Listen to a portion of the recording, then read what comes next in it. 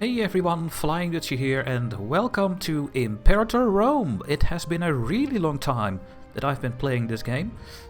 I think 2 years or something. And yeah, we are going to go back to this game, see what I still know. I played a little bit back screen, so I practiced a little bit. And we are on a version 2.0.5, it is a beta version. That was just released actually, so very nice timing for that. So as I told you guys, I am not the biggest expert. I'm semi-pro, I would say. So for the pros that are going to this series, then please, backseating is allowed. You can give me your tips and tricks. And please don't write whole essays. Just do it with short messages. And yeah, you can help me. And for the people that are new, I will do everything beginner-friendly. So I will explain most of the things so that when you are new to the game, you will have a good time following everything, because this is actually a really good game in my opinion. So yeah, let's just go into the game here. Gonna do a new game, and we're gonna play as Rome. This game is the next part of Europa Universalis Rome, I think. I think it's the second game from that series, and yeah, I think it plays very nicely. It's a big map painter with some Vicky 3 mechanics, with some EU4 mechanics, and I think it's a good way of explaining what this is. It's mostly a map painter, but let's go into the game very soon. I will play on Iron Man mode, because I want to get some achievements, hopefully. I will play on normal difficulty. I will not pick the mixed gender rules. We will just have how it was back in the day. The men are leading, and the women and the children are not doing anything. It's what it is. And let's jump into the game here. Oh, and let's make a new save file. Let's make it Rome Let's Play. You can see that I already have a save here, because I practiced a little bit. And I actually made a spreadsheet with some building types. So if you're interested, let me know in the comment section. I can post the spreadsheet there. It's just a very small one that I made to micro my cities, but we will go over that very soon. Let's see what this is. Senatus Populusque Romanus. For over 20 years, the nascent Roman Republic has fought a harsh campaign against the Samnite people to the south. That is this green one over here. Although victory often seemed far from grasp, the war ended in Rome's favor, resulting in the liberation of the important Greek city of Neapolis. It's over here. The Samnites, however, having retreated to lick their wounds, are far from defeated. In the north, the Etruscan people eye the expansion of the Republic with apprehension. To the south, myriad Greek city-states plot behind one another's back, all the while appealing to the benefactors in Greece for aid. On the far-flung island of Sicily, the foreign invasion of the mysterious Carthaginian Empire threatens the upset of the precarious balance of power in the region. Will Rome rise victorious, or fall into internal strife and barbaric hordes? The fate of the Republic rests in your hand. For the Republic. We will have a truce with Etruria for 5 years. Okay. This is us, Rome. This is the Etruria that they talked about. They are very strong at the start of the game. And this is Samnium. Also what we are fighting very soon, of course. So what is all of this? Let's just go over all the things we see on the screen, so that everyone knows a little bit what is going on. This is your money. You get money from taxes, from commerce, and you are paying your fleet, forts, and wages. You can also see it here in your economy screen. Taxes are, at the moment, our most income, but commerce will go and flourish very soon, because we're going to sell some trade goods. If you have tributaries, they can also give you money. And then you have the army maintenance. Of course, when you pay more for your army, it's going to be a lot more expensive. But you will get better armies.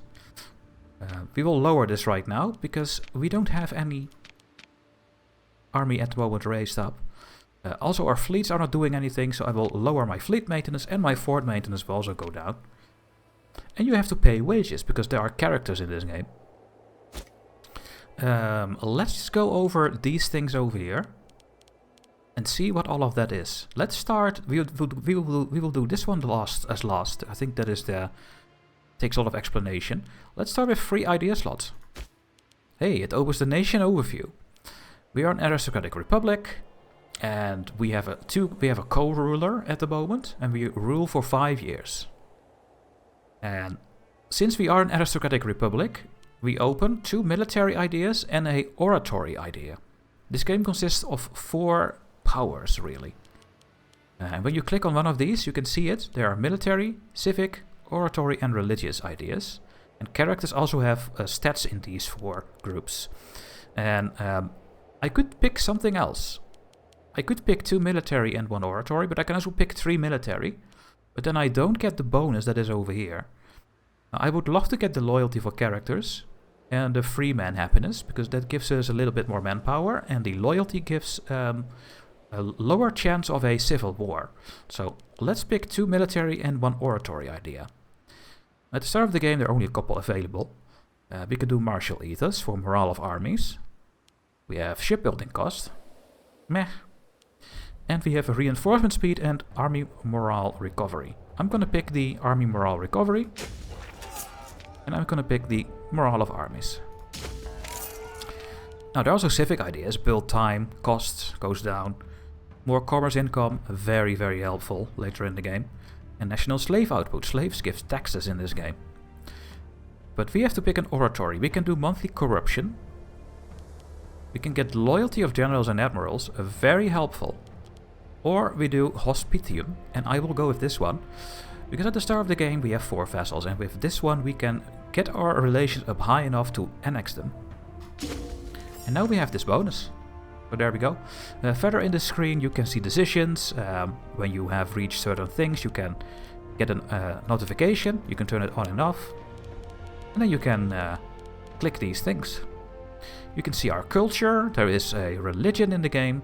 And you can see how your population is...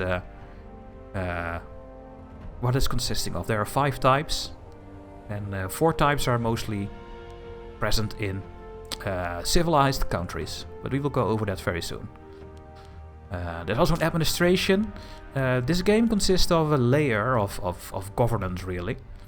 And here you can see your governorships and provinces. To make this a bit more clear, I will open one of my map modes. There are regions in the game, and each region has a governor that you have to assign. And these governors get their own money, they get their own power base, and they get their own loyalty. And the one for your capital province, which is in the region of Italia, is always ruled by your ruler, so my consul. So he is always loyal, he's always at 100, because he is the ruler of Rome. But this one is only at 49. If he gets more power, and he goes below 33, he will count towards a sum of power that can go against you. But we will see that later in the game happening. So these are all the governing or region map modes that are governed by a governor. And each governing region is consisting of provinces. And in each provinces you have food in your province, population, the loyalty of the province, and we can select a couple of policies. But we will go over that later, I guess. And so each province consists of a settlement. And each settlement can have 3 types of, well, building or settlement. This territory here is a settlement. It's a level 1 settlement. This one as well. And this one as well. Tibur is a city. That is the tier 2 settlement. Rome is also a city. It's also a tier 2. And cities have different buildings compared to settlements. Now, what we can do later in the game is make Rome into a metropolis, or a metropolis. I don't know how to pronounce that. And that is a tier 3 settlement. And the nice thing about this is that you can get more population, you get more building slots, and you get a different distribution of your pops over here. And you also get another trade good. A city makes 2 by default, and a settlement creates 1 by default. And then based on how many slaves you have in a territory, you can make more trade goods. At the moment, if we would have 15 slaves in Fundi, we would make not 1 but 2 clothes. If we would have 18 slaves in the city, we will make 3 cloth instead of 2. And there are buildings that can reduce this, etc, etc. That actually is... I think it's time that we go to the trade goods now.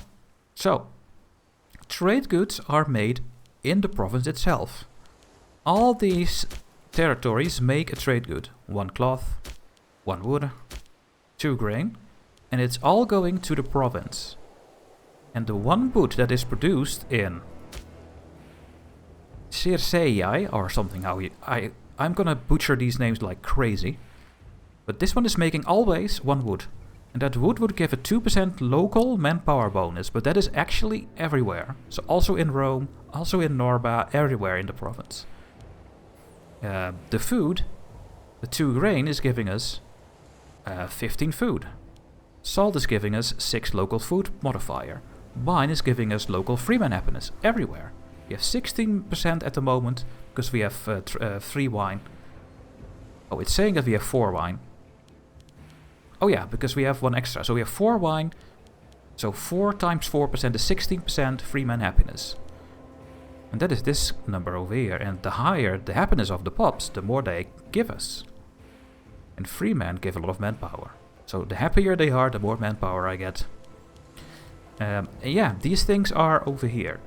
Now, in your capital province, there is a extra bonus. When you have a double trade good in your capital province, which is the one in Rome, Latium, we get a nationwide bonus. Because we have more than 1 iron in this state, we get, you can see it at the lower part. The nice thing about it is that we have tooltips, but sometimes they don't work, unfortunately. I'm trying, but I can't get there, so you have to look at by yourself. In the middle of the screen is saying, we have a heavy infantry discipline plus 10%. Hey, that's nice. We don't have the horses bonus, because we have only 1, but we do have the grain bonus. We have a global monthly food modifier. We have a legion maintenance cost minus 5%. We have oratory tech investment plus 5%. So we want to get as many bonuses in our capital. In any other provinces, we own half of this province of Campania. This is all still owned by Samnium. But the 1, 2, 3, 4, 5 provinces are making us 7 trade goods. Now, you can see that we have more than 1 cloth here, but we don't have a bonus, because this is not my capital province. So, what will happen is that we're gonna sell everything away to other countries where we have a surplus, except for the capital.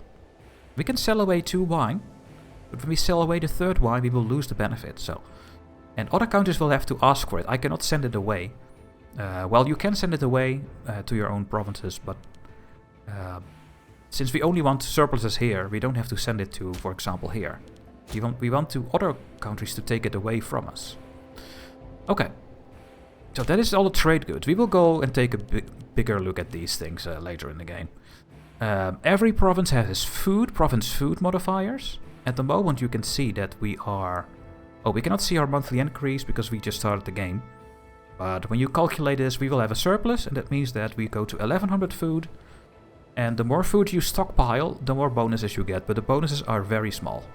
So I'm not really looking to do this. You can see the tax income. Sometimes you can get some investments, sometimes they are free to get more building slots or get more local import routes or more population capacity. Rome is by far the biggest city right now with 58 population, and they can only go to 63 and then they are full.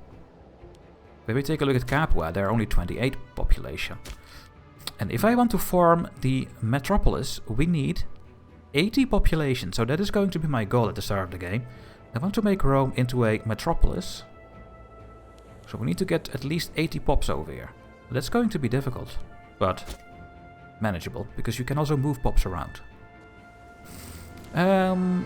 Let's take a look at this one. We can call down an omen. It opens the religion tab. For every deity, we have a deity of war, we have a deity of economy, a deity of culture, and a deity of fertility. You can see that there are different things we can click. Every, I think, 5 years, you can call an omen, I think. And they also have a passive bonus. For example, we always have, because we have selected this deity, a morale of 3%. If I click this button, we will call an omen, and we get 6.3% discipline. For 5 years or something like that. So we could change this. There's no holy site for Mars. There is one for Apollo. Apparently there is a holy site in Delphi for the Apollo deity. But if we click this, we get a passive effect of integrated culture happiness. We will go over that later. And when I call this, we get 10% more manpower. Now we don't own this holy site, but we do own one ourselves, and that is one in Roma. We have the Temple of Roma, and when you own a holy site, you can put some treasures in, or from your reliquary, and then you get all these bonuses. So we want to do this at some point in the game. I think that the Mars one is fine for the 6% discipline. I don't need ship starting bonuses. Morale, cohort starting.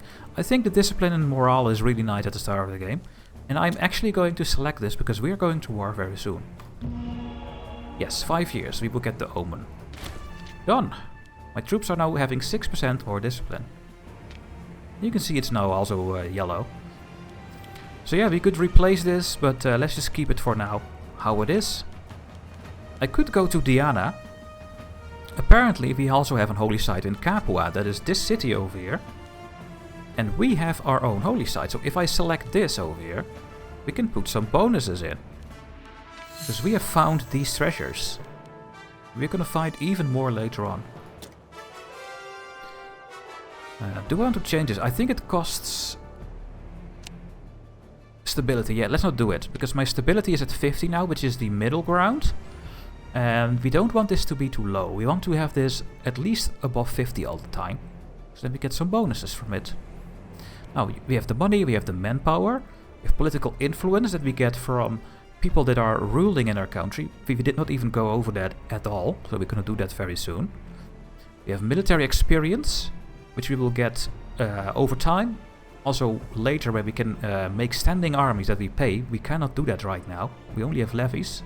We get more military experience and then we can unlock bonuses. Because of expansion, still a little bit the same like EU4. War exhaustion. Well, we have no war exhaustion right now. We have a senate that we have to keep happy. And we have tyranny. If you do things that are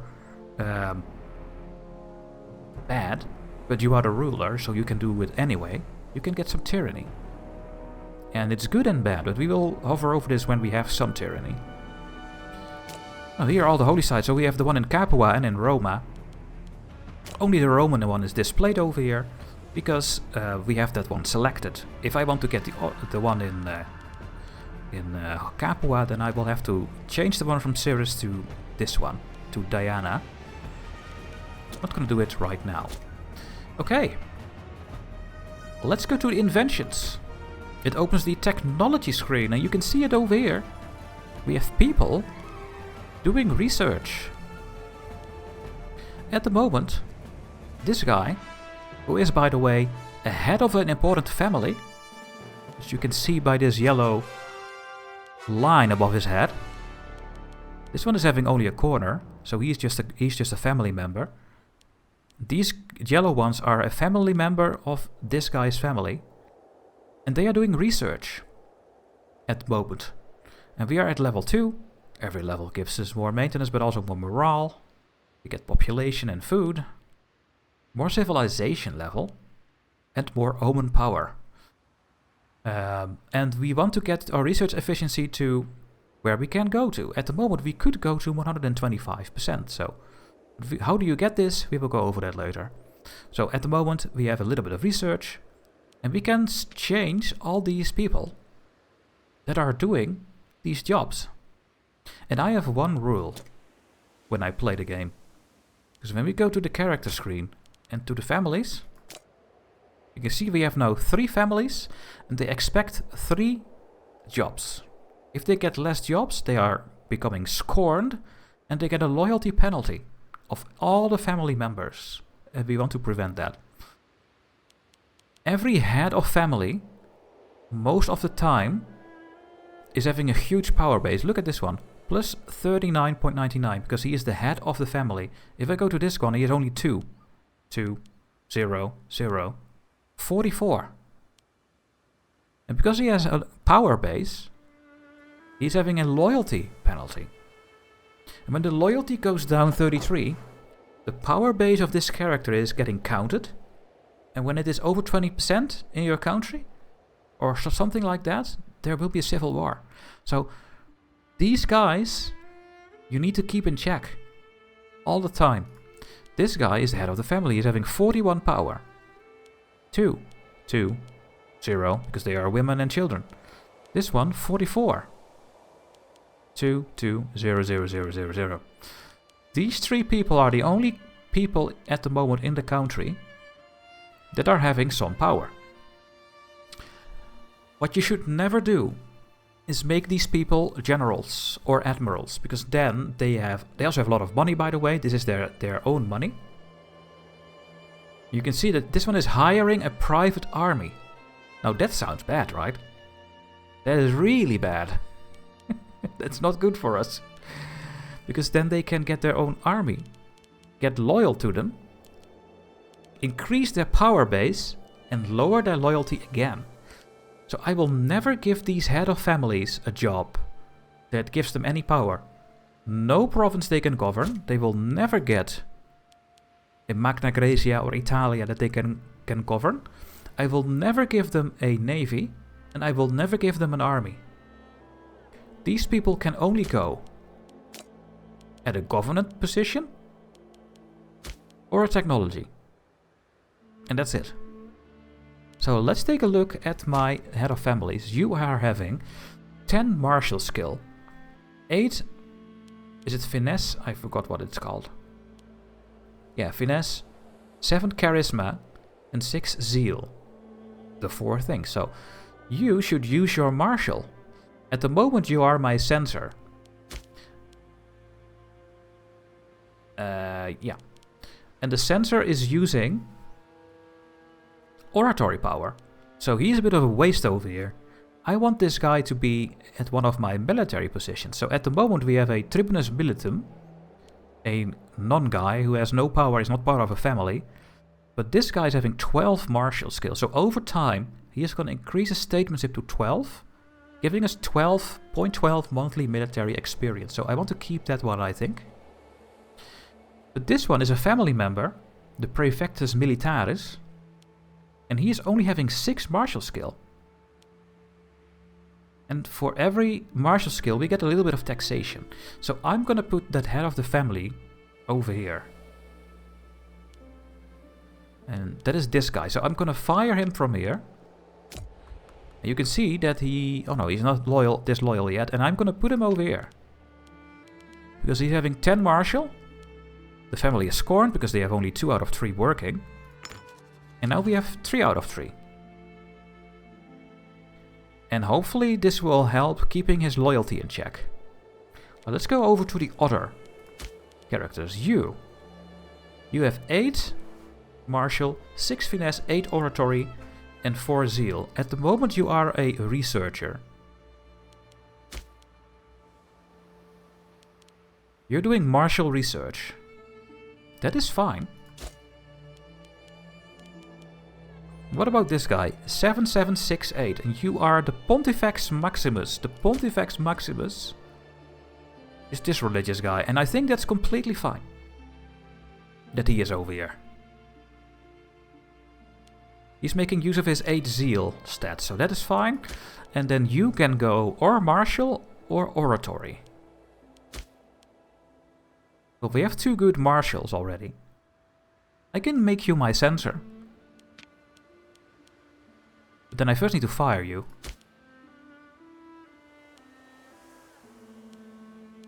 I'm gonna fire you. And I'm gonna make you my censor. There we go. You can see that we now have a scorned family because we fired some people. And some of them are maybe better at some jobs. So let's take a look if we can change something that is very low. For example, you are actually really bad at what you're doing. Do we have anything better from a family? And that is actually, the answer is no. You have no family member good at all at this. Do we have anyone for Marshal? We have a level 10 Marshal that is a nobody. We could put him on here. He can also be a really good governor. You only have Marshal skill, really. So I think we're gonna put Publius over here and get a 9 Marshal. For 90% research boost over here. I think that's fine. So which family is still scorned? You are. You are having a job, you are having a job, so we have to give you a job. This guy needs a job. Because he's the only adult that can do something. Fabius Licinus. Let's see if we can use his 7 influence. We could fire this nobody. For him. Yeah, I think that's fine. There we go. We will get some civilization penalties, but it's fine. Now, at least all the families are now having a job. I have my head of the families in my cabinet. They don't have a important job. Now, let's take a look if we can maybe get something that is so much better than we have already. So we have a level 9 here. We could go to level 10. You have a lot of money. And they also have a political party, as you can see. And... oh my god, they're all part of the Popularis faction. Holy shit. Do we have anything else here that is better that we have right now? We have a 9 finesse only. You are 9 as well, so you can stay. We have cloth in the capital, plus 5%. You are level 9. That's the highest we have. And what about this guy? It's only 1 level higher. Let's keep a family member over there. Okay, I think we are done with our cabinet. Let's go to the innovation screen. So every time we level up our tech, we get a free innovation. And it doesn't matter where we tech up, we always get innovations. We have 8 tech levels, so we start the game with 8 innovations, and you can click on these things, and then you can see these, well, technology screen, I would say. And it doesn't matter if I get a level on oratory, I can still get an innovation for the military planning.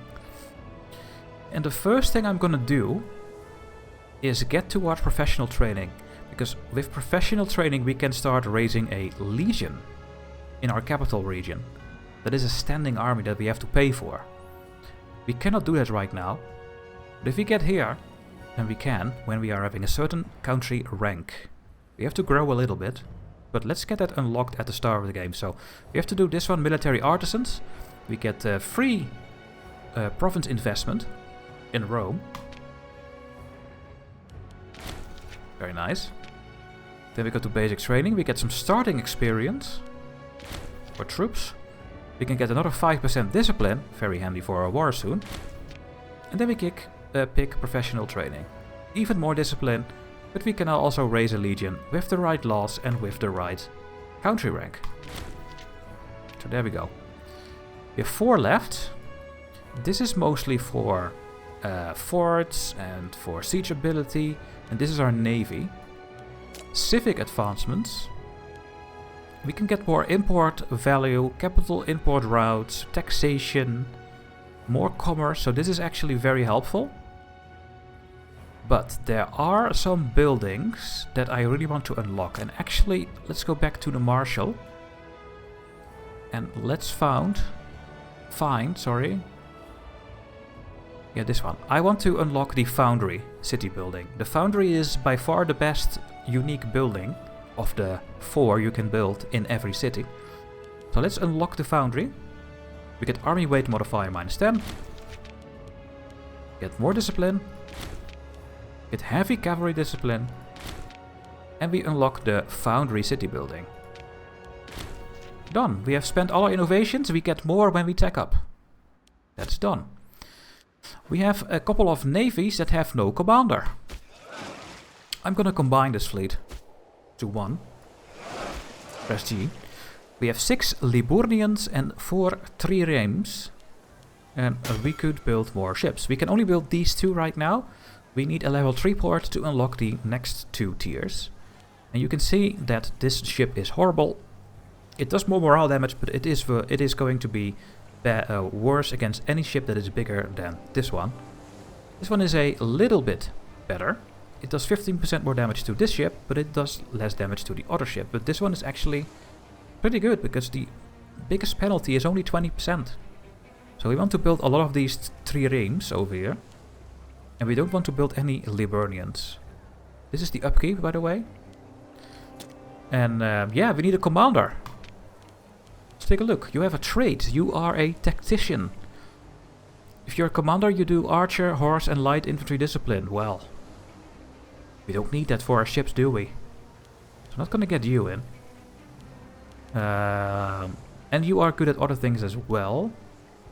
You have decent martial as well, 9. And then we have one with 8. I think I'm gonna keep these ones for other jobs. I think an 8 martial for the navy is fine. So I'm gonna get Marcus Fluvius over here. He's not part of any family or whatsoever. So he is very lucky. His loyalty will go and increase like crazy. Well, a little bit. And he's now the commander of the navy. And then we have one thing left to do, and that is the trade routes in the capital. We have 6 trade routes available. So once again, in our capital province, we want to have a surplus. By the way, if you have no wood, you cannot build any ships, even if you have a port. You need wood. If you have no iron, you cannot build any heavy infantry. If you have no horses, you cannot build any horses in the province. When you click on the import number, you can see all the trade goods in the game. And everything that is green means that we have the capital bonus. For example, we only make 1 horse in Carcioli. If I would import another horse, there are 3 potential routes to choose from. If I get the surplus in the capital, I get heavy cavalry discipline plus 10%. Let's get it. We can trade with these countries. Let's just pick the first one. There we go, and now we have an extra horse in our capital, and that gives us a countrywide bonus. Very nice. What about the wood? What if we get 1 more wood over here? We are having 2 extra trade routes. Surplus in the capital. Ship recruitment speed 25%. You know what? Let's go for it. We are going to build a lot of ships at the start of the game. With Dalmatia? Yes. There we go. We have the bonus ship recruitment speed. If I get an elephant, we can build war elephants. If I can get steppe horses, we can build horse archers. If I can get camels, we can build camels. Camel cavalry. So maybe we should get a horse. I mean a elephant. And we can only get this from Carthage. The problem is we will go to war with Carthage, so... And since I cannot build an army right now, I'm gonna skip this right now. You can see that they are having their own category. This is a strategic resource. Which means that you get something that you can make. You can make armies from this. Then there is the food one. We already have the grain and salt bonus. Global monthly food. And legion maintenance. If I import 2 fish, we have no fish at the moment, what do we get? We get a national freeman happiness plus 8%. And more food, of course, in Rome. In Latium. The province. We get 6 more food in the province. That can be nice. I can also pick livestock and we get prop promotion speed 25%. You guys have no idea what that is if you're new to the game, but that is very helpful at the start of the game. We want to get nobles in our capital very, very quickly. We only have 5. Nobles give research. Citizens give a little bit of research and a little bit of manpower. In my games they are nobodies. The free men give a huge amount of manpower. You can see it, it's more than double. Well, I think it's double than the citizens. And the nobles give so much more research than the citizens that I just don't care about citizens. I want or nobles, or free men, or slaves in my city. Slaves give base tax. We also have some tribesmen. They will go away. You can find a lot of tribesmen in tribes, not in our civilized country. So I'm gonna go and get 2 livestock so we can get our pop promotion speed. That's 1. Plus 3 food in the province of Latium. And let's get another one. Pop promotion speed is active. Very nice. And we have a green bar over here. We can do 2 more. You can see that the nobles are having a benefit when we get these bonuses. Why? Because they get more happiness, and when we have a surplus, we get tech investment plus 5%. That's nice. We already have the cloth one for the oratory tech. If we would get dice, we would get a... All my nobles in my whole country will get 8% more happiness, which is insane. Marble will lower the tyranny. Now, we don't have any trade routes here, so let's take a look at something we can do.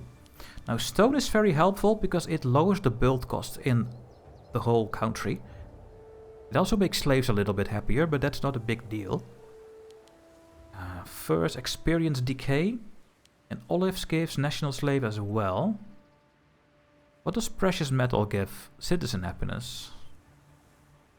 I'm gonna go and get 2 stone, so that we can build cheaper. That's 1. And slaves bonus. That's 2. And now we have -5 build cost everywhere.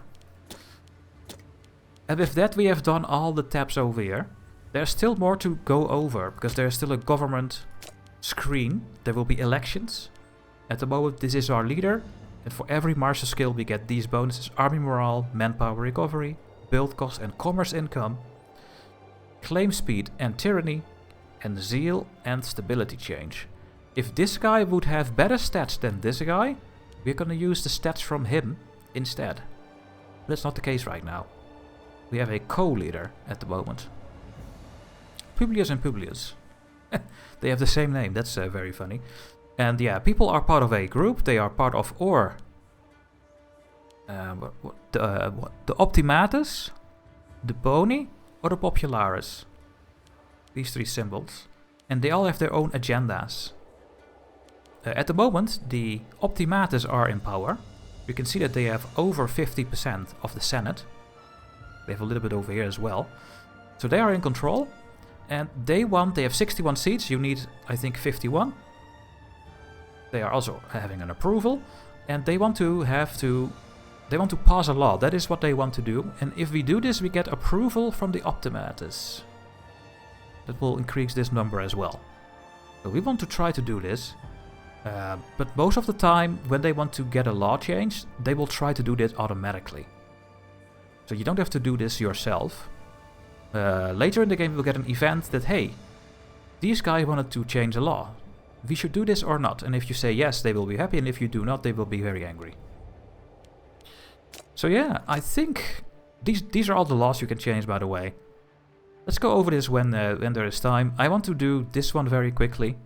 Export value, because we're going to export a ton of goods that we don't need. That's going to be our most income. Economy, religion tab we have talked about a little bit. There's a cultures in the game. You can make cultures accepted. But when you do so, your main culture will become less accepted. So I want to prevent this at all costs. They're going to try to culture convert the whole region to Rome. But we also have to integrate some cultures to get more traditions. But let's go over that later. You can see this is part of the Italian group. But these are their own culture. The Etruscans, the Sabellians, the Umbrians and the Lucanians. You have some Greek city-states. These are all Greeks. And the Messapians are part of this group. So these are all Greeks. Punics, Gauls, and so on and so on. Some sort of Egypt culture, I think, will spawn later. Not completely sure. Religion, we are Hellenic. This is all the Hellenic region. These are Druidic. Iberic is a religion. And we have the Kanaans and the Kemetics and Arabics. And Zoroastrians, of course. And the Hindus, because you can go all the way to India in this game. I think we have talked about most of the important things here. And then next episode, these are the levies. The levies are always ruled by the governor of the region. So when you assign a new governor to a region, you want to make sure that he has at least some martial skill. And there are mercenaries in the game. And there's diplomacy. We start with 4 subjects over here. and we're gonna annex them. Truces, etc. We have stances, technology characters, and as last we have a mission tree. And here we will start the next episode, because this is just a bit of a focus tree for this game that you can guide to do some stuff, and I will just follow it because I think it's fun to follow in my opinion. So that will be the next thing that we are gonna do. Let's go back to the political map mode. In the next episode, guys, we'll start playing. Hopefully you're still with me. If you like what I'm doing, make sure to like and subscribe, of course, to the channel. And if you're really liking what I'm doing, then consider becoming a YouTube member or a Patreon pledger. Thank you for that in advance. It helps me to make this a part-time job and not just something, well, extra. Maybe I can dedicate more time to this when we get more support. And for now, thank you for watching, and I see you in part number 2, guys. Bye bye.